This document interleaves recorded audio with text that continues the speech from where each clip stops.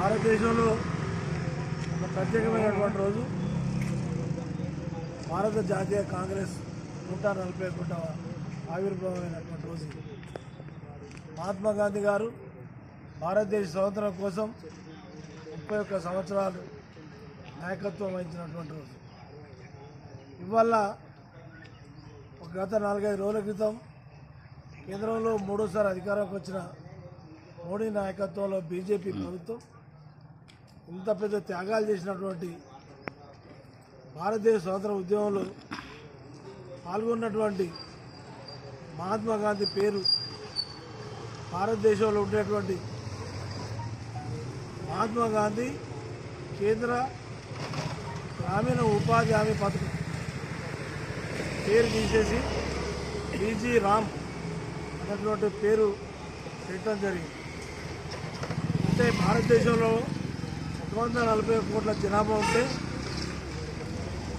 32 కోట్ల నుంచి 34-35 కోట్ల మంది ప్రత్యక్షంగా ఈ ఉపాధి హామీ పథకంలో పనులు చేసి వాళ్ళు ఉపాధి పొందేది.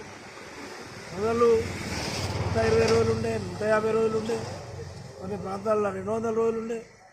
మొత్తం భారతదేశంలో 6,49,481 గ్రామాలల్లో నడిచేటువంటి ప్రోగ్రాం. తెలంగాణ రాష్ట్రంలో 12,769 గ్రామాల్లో నడుస్తుంది ఈ ప్రోగ్రాం.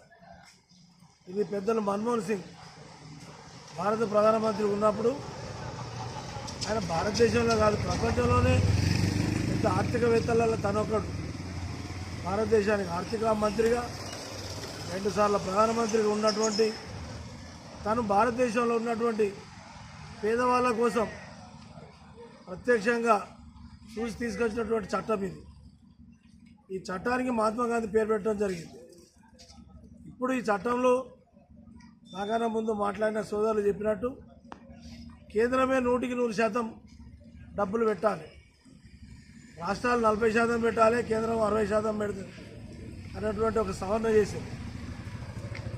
బీజేపీ వాళ్ళు 2 సార్లు మూడోసారి కూడా కేంద్రంలో అధికారం రావాలన్నప్పుడు ఇది మున్సిపాలిటీస్లలో నగర పంచాయతీలలో ఈ ఉపాధి హామీ పథకం లేదు. గ్రామీణ ప్రాంతాల్లో ఈడ కూడా పెడతామని చెప్పారు. మరి ఈడ పెట్టక మహాత్మా గాంధీ పేరు తీసేసారు. ఇలా రాష్ట్రాలలో ఉన్నటువంటి రాష్ట్ర బడ్జెట్లోకి వెళ్ళి కూడా 40% పెట్టుకున్నారు. మరి పొంగ కేసీఆర్ 5,56,000 కోట్లు అప్పు చేసిపోయింది.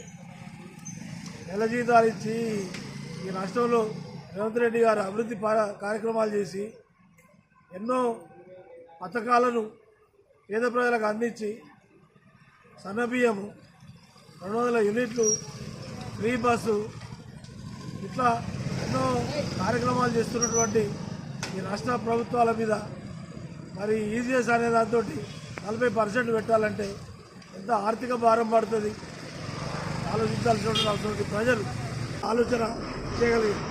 భారతదేశం నిజంగా అర్ధరాత్రి ఆడపిల్ల భారతదేశంలో ఉండే 6,49,481 గ్రామాలల్లో నడవగలిగినప్పుడే ఈ దేశ స్వాతంత్రం వచ్చినట్టని మహాత్మా గాంధీ గారు చెప్పారు.